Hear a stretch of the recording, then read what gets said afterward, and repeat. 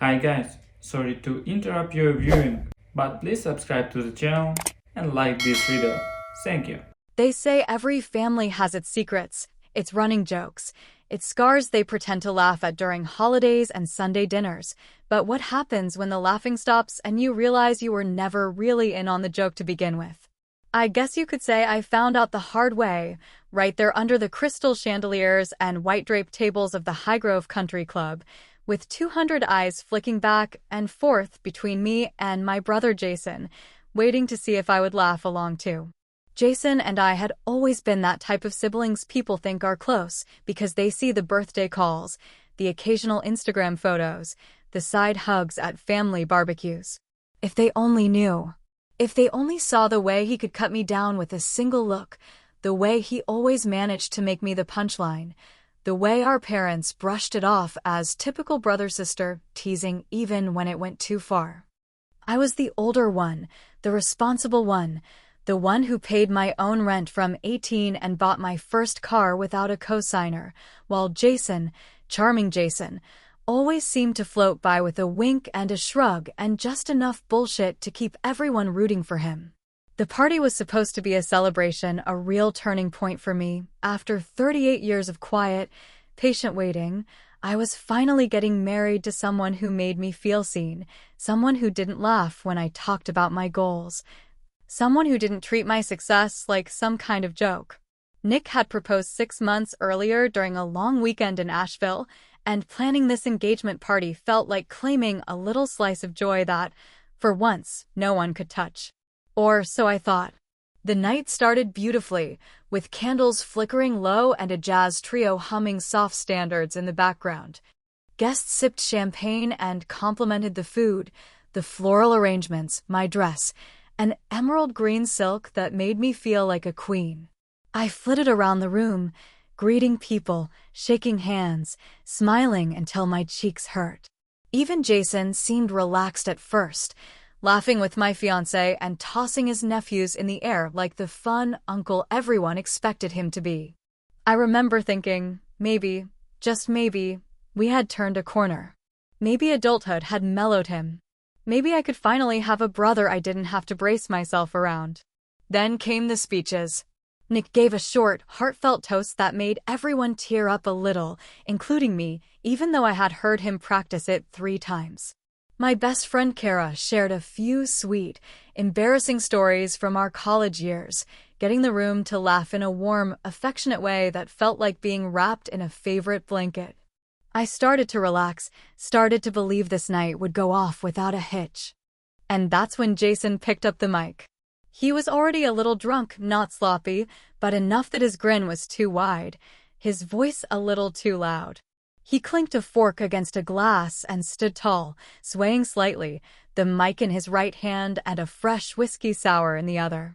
People clapped, some whistled, expecting another cute story, maybe a brotherly endorsement, something charming. I even smiled, thinking, finally, he's going to say something nice about me. He started off all right, talking about how I was always the golden child growing up, how mom would show off my report cards, how dad would brag about my promotions at work. The crowd laughed. I laughed too, even though there was a slight edge to his tone that made my stomach twist. Then he pivoted. But honestly, Jason said, chuckling and shaking his head like he couldn't believe he was about to say it, nobody actually cares about all that stuff. Right? I mean, come on, Liz has always been the family joke. You all know it. Overachiever? More like overcompensator.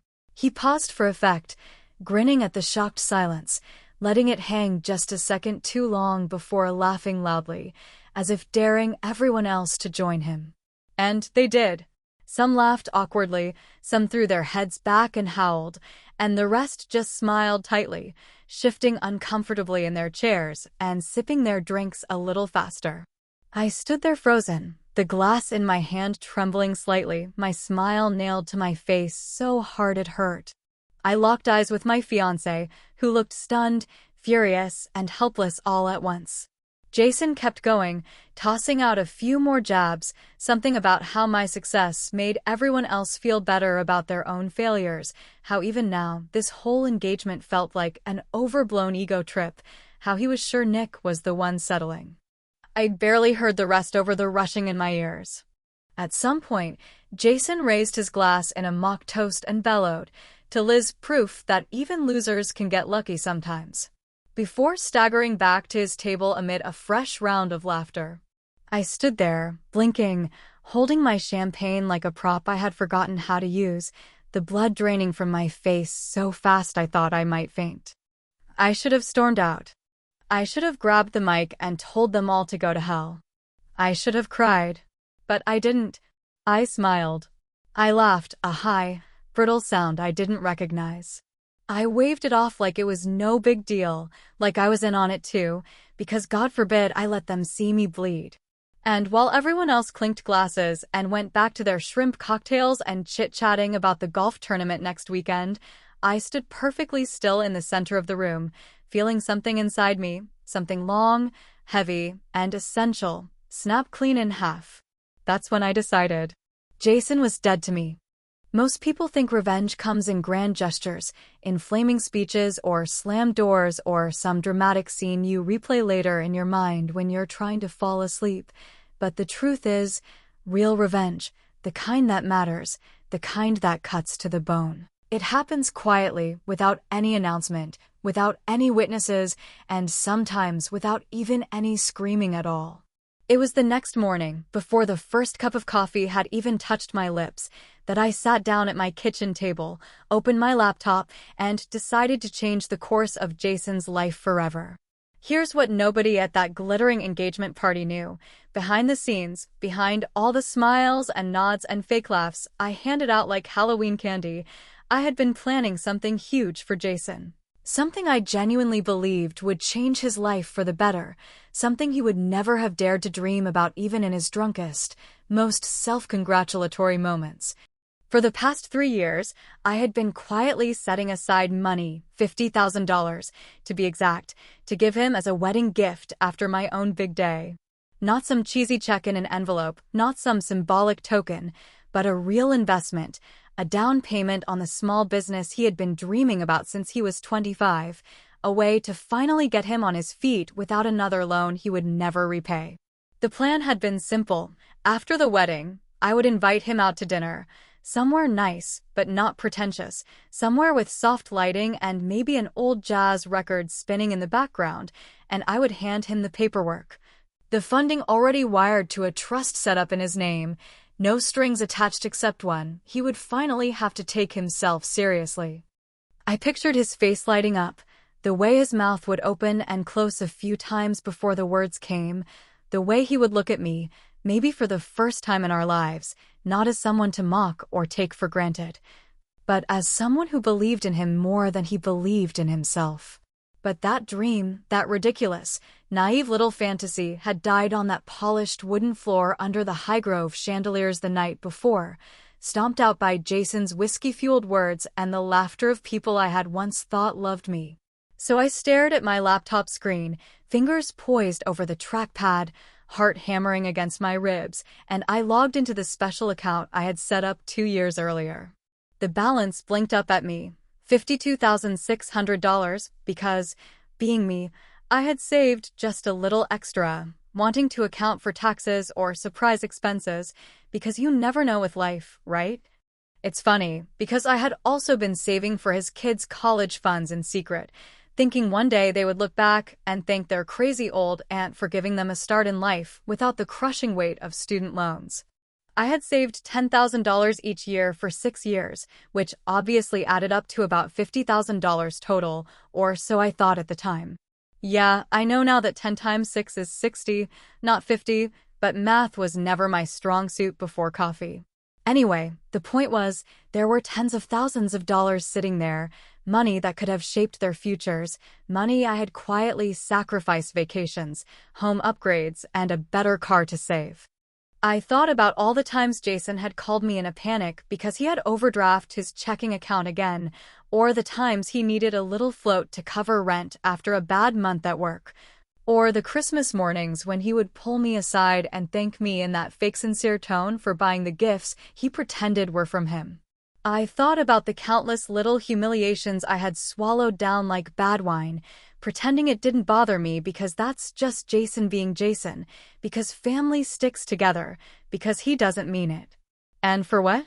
So he could stand in front of my friends, my coworkers, my future in-laws, and drag me like a cheap rag doll just to get a laugh?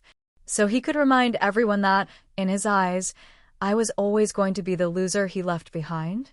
No, not anymore. I closed the business investment account first, transferring every last cent back into my personal savings, the cursor hovering for a beat longer than necessary before I clicked confirm. I closed the college fund accounts next, feeling a tight, strange satisfaction tighten around my chest like a new armor forming. Maybe his kids would figure it out one day. Maybe they would ask their dad why Aunt Liz had once promised them something she never delivered. Maybe they would see him clearly, the way I finally had.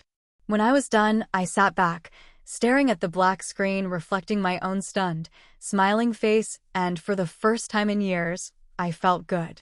I felt free.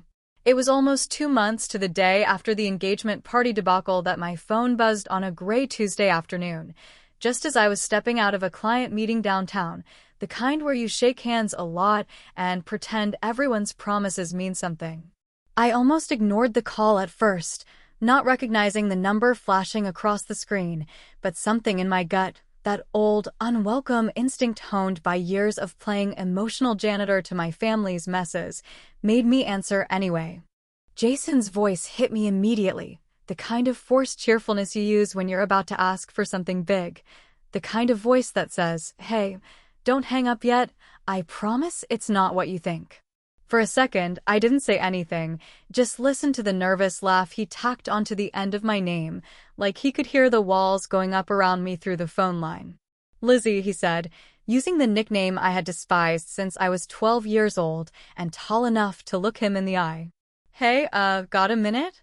I kept my voice as neutral as a bank teller's, the kind of voice that handles bad news and bounce checks daily. "What do you need, Jason?" He launched into it, stumbling over his words, trying to sound casual but failing miserably, telling me about how his business deal, the one he had been boasting about for almost a year, had just fallen through unexpectedly. Something about his partner backing out, something about the bank refusing to extend the loan he was counting on, something about you know how these things go, and bad luck and timing. I let him talk, staring at the people bustling around me on the sidewalk, their faces blurred and indifferent, like background actors in a play I was no longer part of. Eventually, when he realized I wasn't jumping in with sympathetic noises or offers of help, he cleared his throat and pivoted. "And, I also noticed the checks for the boys' accounts? Those haven't come through either." I smiled so wide it hurt and made sure he could hear it in my voice. "Yeah, about that, Jason," I said slowly, like I was explaining a basic math problem to a particularly dense student. "Turns out I don't help strangers." Silence crackled down the line, thick and sharp, and for a second, I thought he might have hung up. But Jason, stubborn as a weed you can't kill no matter how much you poison the soil, found his voice again. "Come on, Liz," he said, his tone hardening into that sneer I knew too well. "It was a joke. That's what we do. You're seriously gonna be this petty?" Over a few laughs. I could have screamed at him then, could have listed every humiliation, every snide comment, every time I swallowed my pride and laughed along just to keep the peace. Instead, I kept my voice light, almost bored. "You humiliated me in front of everyone I love," I said, still smiling. "You made sure nobody ever takes me seriously again in that circle. So yeah, Jason, I'm done being your personal ATM." He snapped then, predictably, his voice rising fast and ugly. "You're ruining my life over a fucking joke," he barked. "You know how hard it is out here? You think you're better than the rest of us just because you got lucky with your job? You think you're some kind of hero?" I didn't bother answering. Let him rage, let him spit all the venom he had been bottling up behind those fake smiles for years. I had finally built something he couldn't tear down with a punchline or a guilt trip. "You think cutting me off makes you strong," he said, breathing hard now, furious and desperate all at once. "It just makes you a cold, bitter bitch." Maybe once, years ago, that would have broken me. Maybe I would have cried and apologized and thrown him another lifeline, convincing myself it was the right thing to do because family is everything, because blood is thicker than water, because forgiveness is supposed to be automatic when you share DNA. But not anymore. Not this time. "You haven't even seen what strong looks like yet, Jason," I said, my voice soft and lethal. "You think that was bad? You think losing a little money is the worst thing that can happen to you?" I heard him suck in a sharp breath, like he realized too late that the rules of the game had changed and he didn't even know how to play anymore. "You think that was bad, Jason?" I said again, almost laughing. I was just getting started. It started quietly, the way a slow leak in a tire does, a soft hiss you ignore until the whole thing blows out on the highway and leaves you stranded. Because at first, it wasn't Jason coming at me anymore, it was everyone else. It was my mother calling and leaving long, guilt-drenched voicemails about how family should forgive and how the kids shouldn't have to suffer for adult mistakes. Her voice shaking with the manufactured sadness she always pulled out whenever she wanted to manipulate me into fixing a problem she couldn't be bothered to solve herself. It was my Aunt Marla texting me paragraphs at 2 in the morning, her words slurred with misspellings, but her message crystal clear. "You always thought you were better than us. Now you're just proving it." It was even my cousin Drew, who hadn't spoken more than 20 words to me since we were teenagers, suddenly popping up to offer his unsolicited wisdom about how holding on to grudges just poisons your own heart. Nobody wanted to talk about what Jason had said that night. Nobody wanted to talk about the laughter, the way they had all joined in, some eagerly, some half-heartedly, but none of them, not a single goddamn one, had stood up, had pulled him aside, had said, "Hey, man, not cool," or even just given me a look that said, "I see you and I'm sorry." No, in their version of events, I was the villain now, the ice queen who dared to let kids suffer because her feelings got hurt, the petty sister who couldn't take a joke. The hypocrisy of it all burned hotter than any insult Jason had ever thrown at me. I wanted to scream it into their faces, wanted to drag them all back to that country club and make them watch the replay, frame by humiliating frame, make them hear the shrill, mean laughter, the way Jason had puffed out his chest like a goddamn rooster, proud of himself for gutting me in front of everyone I cared about. I wanted to make them understand that you cannot sit in the bleachers for years, cheering on the bully, and then act surprised when the person getting punched finally decides to walk away. But instead, I said nothing. I deleted the voicemails. I ignored the texts. I stopped answering calls unless the name flashing on the screen belonged to someone who had been standing next to me that night with their mouth shut and their eyes wide with horror. Spoiler alert. That list was very, very short. Meanwhile, Jason's carefully constructed life, the one built on charm and half-truths and other people's generosity, began to fall apart in real time. I heard about it in snippets and whispers, little rumors that floated back to me through mutual acquaintances who thought they were delivering hot gossip instead of confirming what I already knew would happen. The business venture he had been counting on collapsed completely once his partner walked away, citing personal reasons that everyone understood to mean, "I don't want to stake my future on a screw-up who can't keep his finances straight." The house Jason had been renting, that shiny two-story in the good school district he loved to brag about, suddenly had a for sale sign planted on the lawn because the landlord was tired of late payments and empty promises. His wife, Allison, who had spent years defending him to friends and family, finally stopped making excuses when the bills piled up faster than she could hide them. And their once picture-perfect marriage started to look more like a rotting log under a fresh coat of paint. I heard whispers that she had moved back in with her sister temporarily, taking the kids with her, that Jason was living in a dingy one-bedroom rental above a vape shop downtown, the kind of place that smelled like mildew and desperation.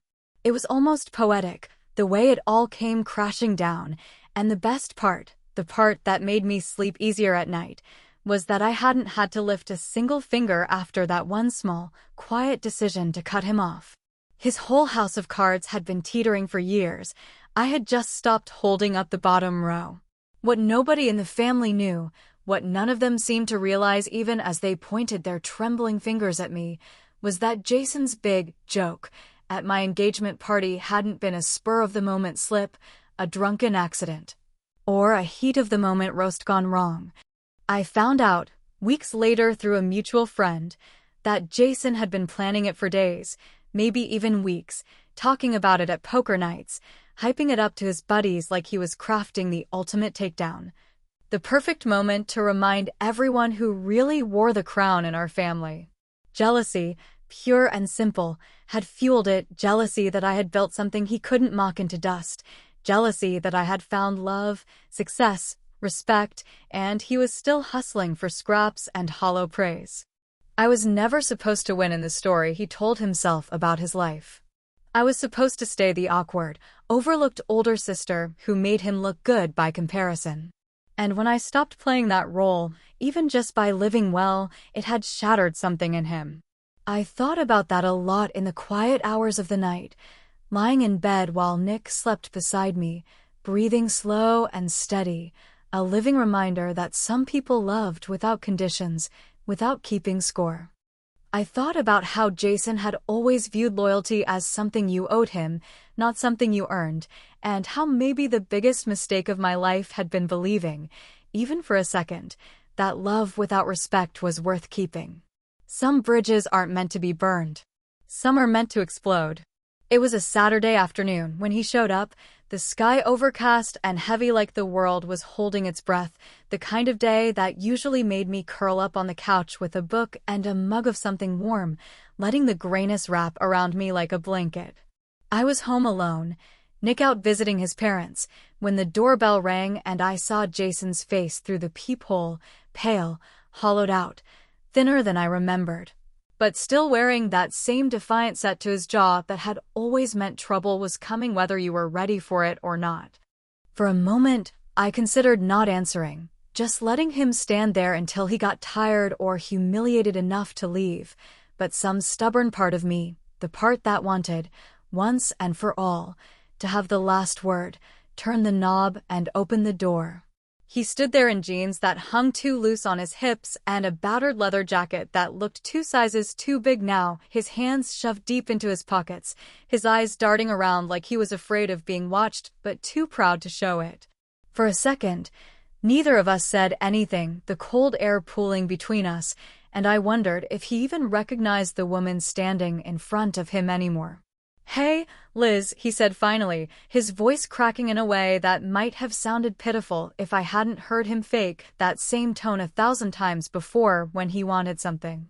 "What do you want, Jason?"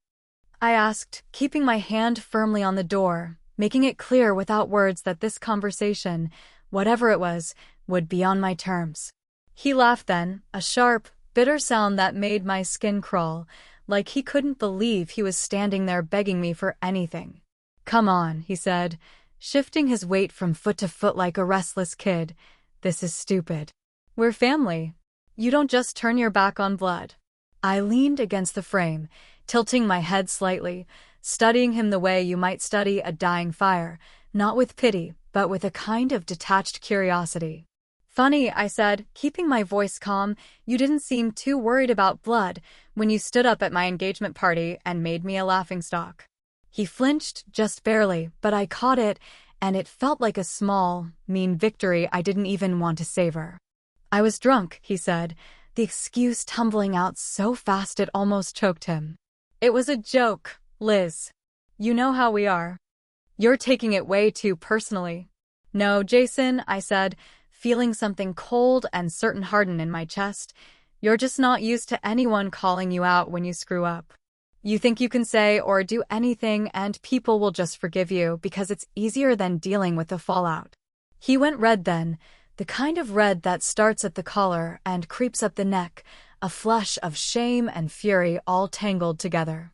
"You think you're better than me," he snapped, the words sharp enough to draw blood if I let them. "You always have. You think just because you've got your fancy job and your perfect little life, you can look down on the rest of us.